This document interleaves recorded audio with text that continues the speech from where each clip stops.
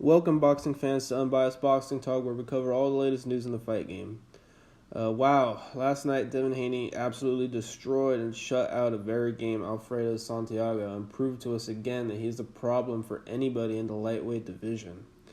From the early rounds, Devin Haney showed great defense and his effective jab. Santiago was a very game and tough fighter that presented some early challenges for Devin Haney, but ultimately didn't do enough to win any rounds in my book. And he couldn't be consistent enough with his long right hands and straight punches. Alfredo Santiago is a very experienced fighter with an amateur record of about 160-10, and he was undefeated at 14-0 coming into this fight as a professional.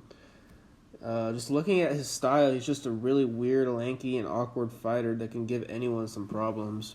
Devin Haney showed us that he's the real deal by effectively dealing with Santiago's awkward style, and his defense paid off in the early rounds, which caused Santiago to leave himself open for a counter right uppercut in the fifth round, knocking him down. After that point in the fight, Santiago really just went survival mode and didn't let Haney finish him off because he was just on the back foot for the rest of the fight. Overall, this was another brilliant performance by a young 20-year-old Devin Haney, and he proved again that he is a problem in the division, and he is the future of boxing.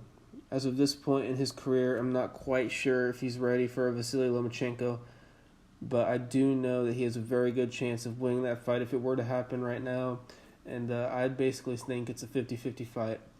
Anybody else in the division, I feel that Devin Haney would beat. I believe he'd beat a Ryan Garcia. I believe he'd beat Teofimo Lopez. I believe he'd beat a Richard Comey. Devin Haney is nowhere near even being in his prime right now, so this just shows how high of a level of a fighter he is right now. So there's not really a point to force him in the ring with Loma just yet because he's still getting better.